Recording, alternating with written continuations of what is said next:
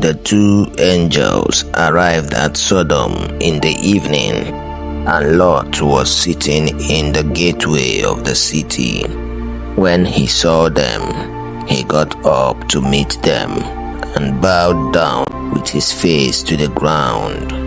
"My lords," he said, "please turn aside to your servant's house. You can wash your feet and spend the night, and then go on your way early in the morning." "No," they answered, "we will spend the night in the square." But he insisted so strongly that they did go with him and entered his house. He prepared a meal for them, baking bread without yeast, and they ate. Before they had gone to bed, all the men from every part of the city of Sodom, both young and old, surrounded the house. They called to Lot, "Where are the men who came to you tonight? Bring them out to us so that we can have sex with them." Lot went outside to meet them and shut the door behind him and said, "No, my friends, don't do this wicked thing. Look, I have 2 daughters who have never slept with a man. Let me bring them out to you, and you can do what you like with them, but don't do anything to these men, for they have come under the protection of my roof." "Get out of our way," they replied, and they said, "This fellow came here as an alien, and now he wants to play the judge. We will treat you worse than them." They kept bringing pressure on Lot and moved forward to break down the door. But the men inside reached out and pulled Lot back into the house and shut the door. Then they struck the men who were at the door of the house, young and old, with blindness, so that they could not find the door. The 2 men said to Lot, "Do you have anyone else here? Sons-in-law, sons or daughters, or anyone else in the city who belongs to you? Get them out of here, because we are going to destroy this place." The outcry to the Lord against its people is so great that he has sent us to destroy it. So Lot went out and spoke to his sons-in-law, who were pledged to marry his daughters. He said, "Hurry and get out of this place, because the Lord is about to destroy the city."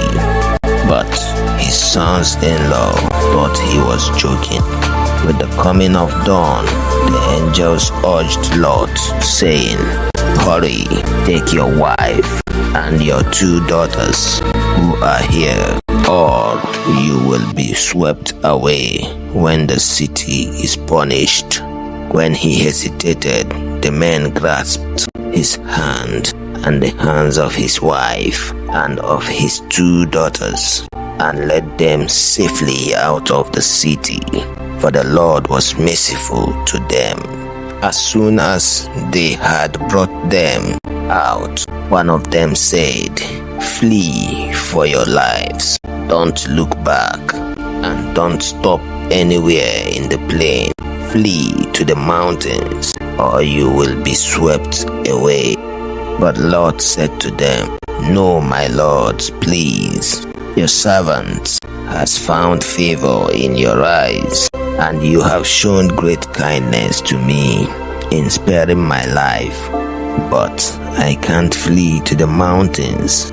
This disaster will overtake me, and I will die. Look, here is a town near enough to run to, and it is small. Let me flee to it. It is very small, isn't it? Then my life will be spared." He said to him, "Very well, I will grant this request too. I will not overthrow the town you speak of, but flee there quickly, because I cannot do anything until you reach it." That is why the town was called Zoar. By the time Lot reached Zoar, the sun had risen over the land. Then the Lord rained down burning sulfur on Sodom and Gomorrah from the Lord out of the heavens.